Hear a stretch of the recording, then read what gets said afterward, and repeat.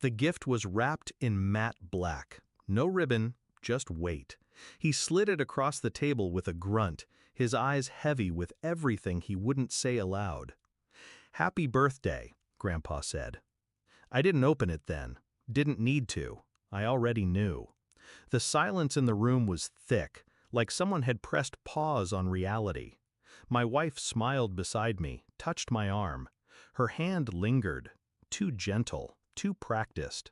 She knew too, but not what I knew. Not what I'd seen on her phone screen 2 nights ago when she left it unlocked in the bathroom. Not the thread of messages between her and her brother. Not the one that read, "He'll get the company, but not for long. Trust me."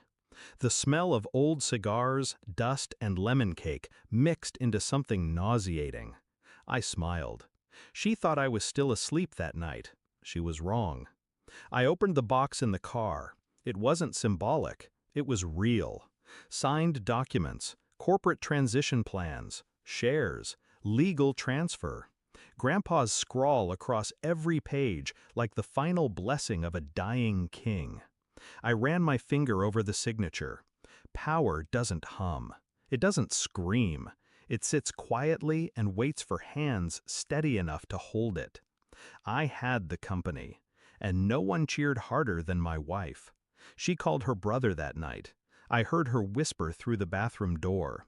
The same door she used to close when she cried about never being good enough, about never being noticed.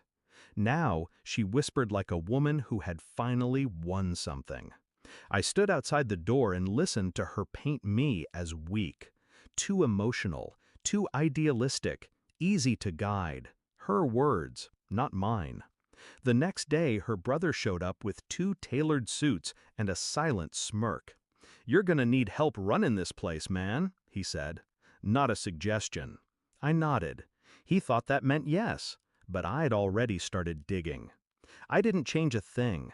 I let them think they were winning. His name started showing up on minor proposals, then meetings, then board memos. She made excuses. "You're so busy, it helps to have him around." I let her talk, let her think she still knew how to manipulate me. I hired a new assistant, quiet, surgical, loyal only to me.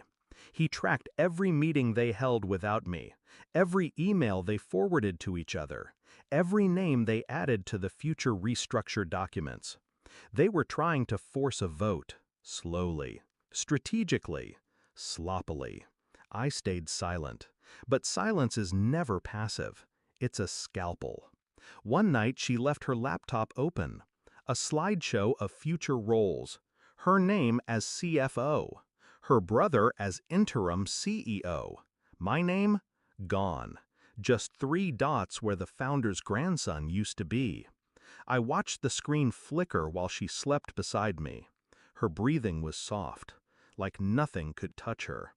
The vote was scheduled for a Friday. They thought I didn't know. She kissed me that morning, made coffee, even complimented my tie. Scripted affection, rehearsed betrayal.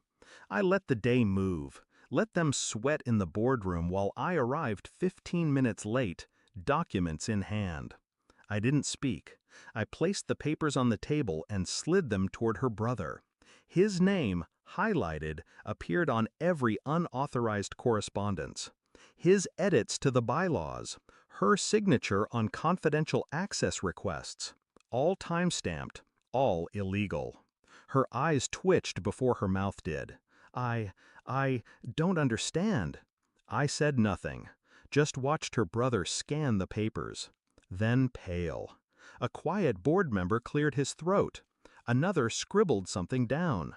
She reached for my hand. I pulled it back. I stood. "There won't be a vote," I said. Not loud, not aggressive, just final. I slid a second envelope to the legal advisor. Inside, recorded calls, email threads, signed confessions of manipulation. Enough to bury both of them in corporate exile. "I'll be issuing a public statement by Monday. Any further involvement from non-board members will be treated as hostile interference." Her brother opened his mouth. I looked at him once. Sharp, precise. He closed it. I turned to her. You married into something you didn't understand. You thought I inherited a throne. Pause. I inherited a war. And I won. She shook her head like she could undo the last 10 minutes. Please, this isn't what... But I was already gone. That night, I poured one drink. Not to celebrate, not to mourn, just to mark the end. Grandpa used to say, power doesn't change people, it reveals them. Turns out, love does the same. She wanted a king she could crown. What she got was a ghost with a ledger. She moved out 3 days later, left her wedding ring on the counter, a little gold circle full of lies. I didn't touch it, didn't need to. I already had what mattered. And she'd spend the rest of her life explaining how she almost had it all. Almost. The throne wasn't given to me. It was bait. And she took it.